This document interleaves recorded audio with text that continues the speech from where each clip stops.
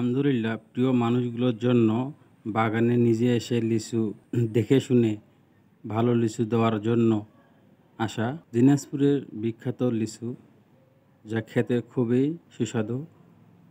এই দিনাজপুরের লিচু দেশের বিভিন্ন জায়গায় বাজারজাত হয় এবং এই লিচু খেতে সুস্বাদু অনেক।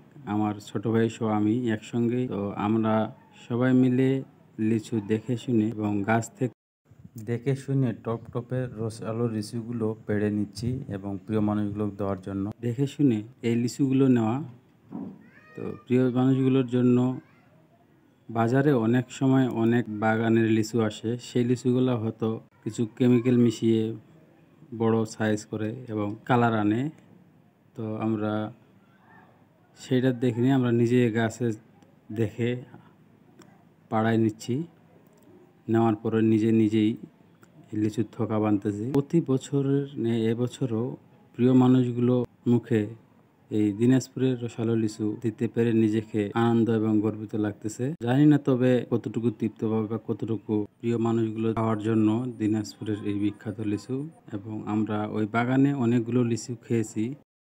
আমরা কয়েকজন বসে একটা একটা করে থোকা বানতেছি প্রিয় মানুষগুলোর জন্য, প্রিয় মানুষগুলোর মুখে খাওয়ার। বাগানের ভাইটি অনেক ভালো, তারা আমাদের অনেক লিচু খাওয়াইছে এবং প্যাকেট করে দেয়, মুঠো বান্ধে একদম।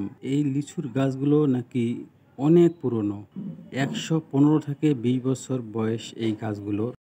এই গাছগুলো এত সুন্দরভাবে লিচু ধরছে, গাছগুলো বিশাল মোটা মোটা। গাছগুলোর লিচুগুলো খুবই মিষ্টি এবং এরকম লিচু প্রতি বাগানে কিন্তু পাওয়া যায় না, কারণ এই লিচুগুলো খুবই মিষ্টি এবং সুস্বাদু, খেতে খুব ভালো লাগলো।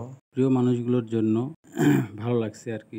দিনাজপুরের লিচু প্রতি বছরে নেই, এবছরও প্রিয় মানুষগুলো লিচু পাঠাতে পেরে নিজেকে ধন্য মনে করতেছি এবং এভাবে লিচুর ডালগুলো ভেঙে দড়ি দিয়ে নামানো হচ্ছে। সবাই আমার জন্য দোয়া করবেন। ভালো লাগতেছে। আল্লাহ হাফেজ।